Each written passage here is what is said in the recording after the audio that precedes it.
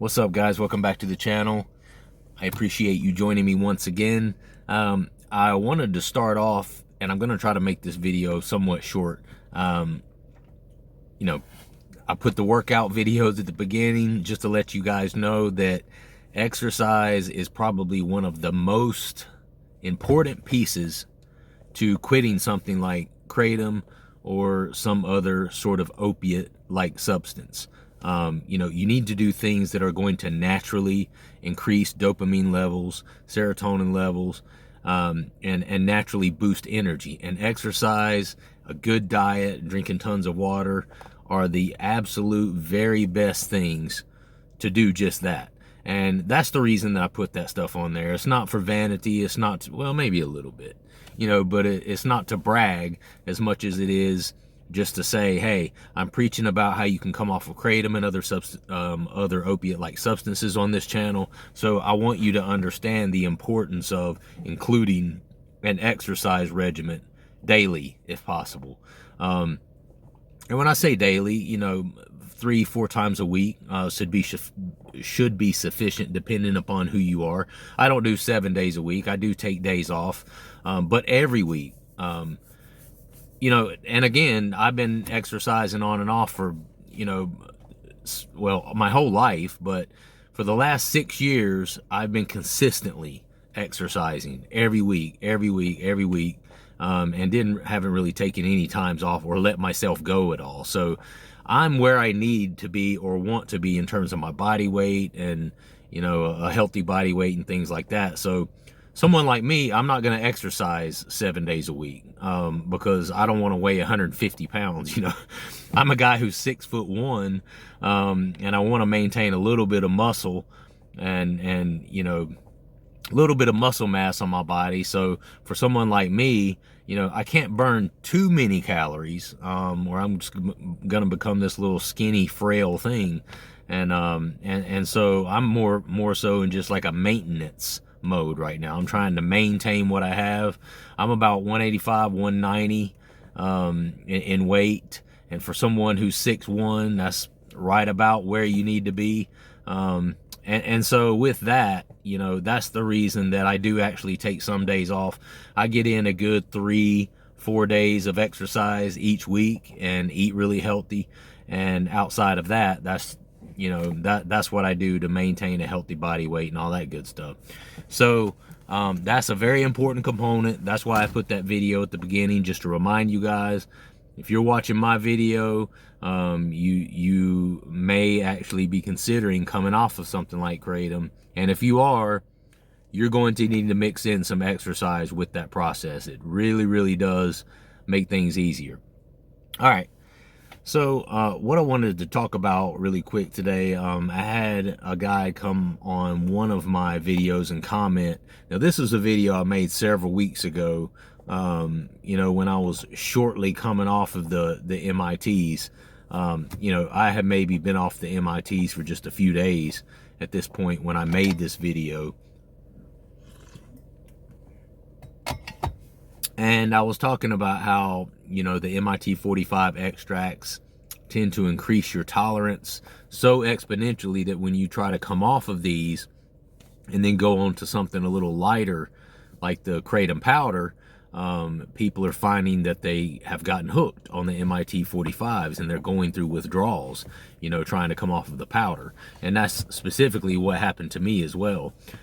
And this guy left a quick message saying, dude, this scares me. Or he said something like, bro, this scares me. I've been taking the MIT as well to help sleep. It's the bomb, or something like that. And so I guess the words I was saying got him thinking, like, oh wow, if I'm continuing to take this MIT like this, am I going to go through some of these heavy withdrawals and stuff like this guy's talking about?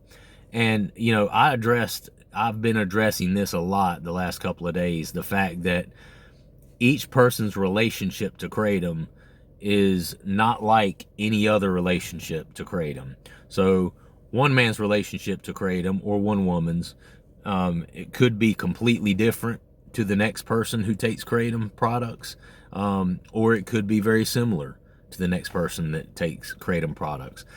As far as withdrawals, the amount of withdrawals that you will experience when stopping taking something like MIT 45 extracts are going to depend on multiple factors. The most important factor that will determine what kind of withdrawals you will have is going to be how much of the MIT extracts you're taking per day, how long you've been taking them, meaning, have you been taking them for just a few months now? Or is this something that you've been doing every day for a good year, 2 years, 3 years? A person who's been taking MIT 45s every day for 3 years and has been dosing on it multiple times per day, taking up to 2, 3 MITs per day, is going to have significantly worse withdrawal symptoms than someone who's been just toying around with them a little bit for a few months and, only takes them, couple to maybe 3 days a week. They're one of those people you can kind of control it. They don't have to constantly just be taking it every minute. That person, if you're a person that's just kind of dabbling in it a little bit, or if you're a person that's just taking a little bit at night only for the purpose of helping you sleep, you may not have very bad withdrawals. And your withdrawals may be pretty minimalistic, and they also may be pretty quick. You may be down then up again in a day or two, and not really notice a whole lot of difference. But if you're a person like me who was taking the MIT 45s for roughly about a year, a little over a year straight, and I got to the point on those things where I would have kratom powder capsules at the house, but I didn't even want to take them because I got hooked on the MIT 45s. I like the way that you take it, you drink it down, and then almost immediately, 30 seconds later, you're already starting to, so the effects happen quickly. The effects are strong. The euphoria is way up there. And I got hooked on that, and that feeling and the quick effect that it had on me. And so I was one of those people that I had kratom powder at home, but I wasn't taking it. I had plenty of kratom powder at home, but I would still stop every day and get myself an MIT 45. So I'm just letting you guys know that it's one of those things that it can be a slippery slope if you are a person who has a specific affinity, which means you really like opiate type, energetic, stimulant and or euphoric type substances. And this guy who left the message said that, some of the things I was saying was scaring him because he wondered, what kind of withdrawals he might have.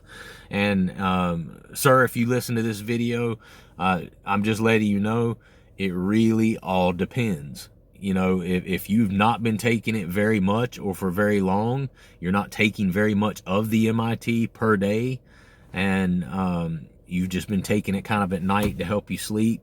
It depends on how long, how much you've been taking per day. It depends on your diet. Are you a person that eats really well, fibrous foods, vitamins, minerals? You drink lots of water to kind of help flush stuff out of your system? Because if you're a person who if you take 2 people and you have a person who takes a whole bunch of kratom, and that person is otherwise a very healthy person, I would fall into this category. I'm a person who takes kratom, but I also exercise regularly. I also drink anywhere from 60 to 80 ounces of water every day. I also eat very healthily, lots of fruits, vegetables, vitamins, minerals, high fibrous foods that help to kind of detoxify and flush out your system.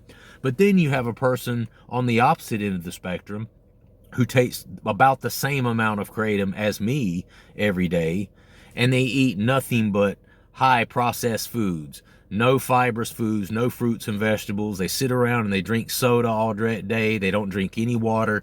They lead a sedentary lifestyle, so they don't exercise and sweat any of those toxins out of their body. That person, 1,000% of the time, is going to experience worse withdrawals and for longer than someone like me, who otherwise leads a healthy lifestyle. It depends on your age. It depends on your all of your lifestyle choices, including the exercise, diet, all these other things. So there is no real formula that fits everyone. And this is something that I preach about a lot on this channel. So to my guy who asked that question, don't worry. You can get off of it. There's been plenty of other people to come off of the MITs before you. And depending on how much you've been taking, you may have some physical withdrawals. But, it's not something that's going to kill you. It might make you uncomfortable for a few days or for a week and again, that all depends on how long you've been taking it, how much you've been taking, your age, what kind of metabolism you have, and all of these other lifestyle choices that you make on an everyday basis. All of it is going to affect what, if any, type of withdrawals that you may experience when associated to coming off with MIT. But listen, what I'm preaching to people on here is, the best way to avoid withdrawals from MIT 45 altogether is to stop buying those expensive MITs that, raise your tolerance through the roof, and get yourself some kratom powder. Now, am I saying that kratom powder is better and you need to just switch to the kratom powder and stay comfortably on the kratom powder for the rest of your life? No, I'm not saying that. Obviously, the optimal scenario is to come off of all of it, unless you're a person that absolutely needs it. There are people out there that experience chronic pain and have had injuries that cause them chronic daily physical pain that use kratom for those purposes. And if you're one of those people, I'm not talking to you, because you have every reason and every excuse to take it. And taking the kratom is definitely a better option than taking OxyContin or Percocet or any other synthesized sort of pain medication that, a doctor or physician might give you. Kratom is definitely the better option than that, or a better option than heroin or fentanyl or just whatever it is you might be into. I would say that kratom is the lesser of all of those evils, and the better one for if you're a person who has to take it, or if you take it because you have serious anxiety, in a sober state, you struggle with severe depression, and kratom helps you with the mood lift and kind of helps you bring you out of that funk. If you're one of those people, then yeah, by all means, you may keep using it. But at the same time, you don't want to use it to a degree that it is harming you and that is physically harming your body, because we talked about this yesterday. Anything can be harmful to you if used in excess. Food. We need food to survive. And I use this example all the time. We all need food to survive. But if you're eating a 10,000 calorie a day processed food diet, high in sugar and fats, and then you lead a sedentary lifestyle on top of it, guess what?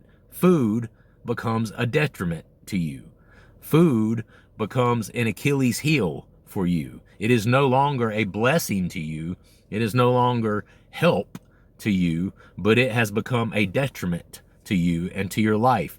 Kratom is no different. You have to be able to control it, even if you're a person that lives with chronic pain.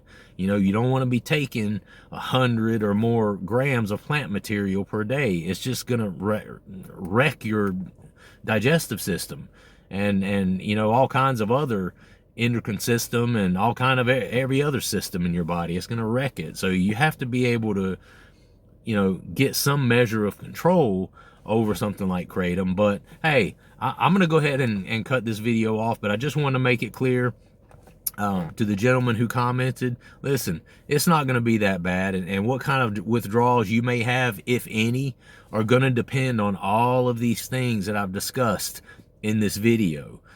So what I'm telling people is, if you want to come off the MIT 45, get yourself some kratom powder. You might have to take 14, 15 grams of it at first, depending on how much MIT 45 you were taking.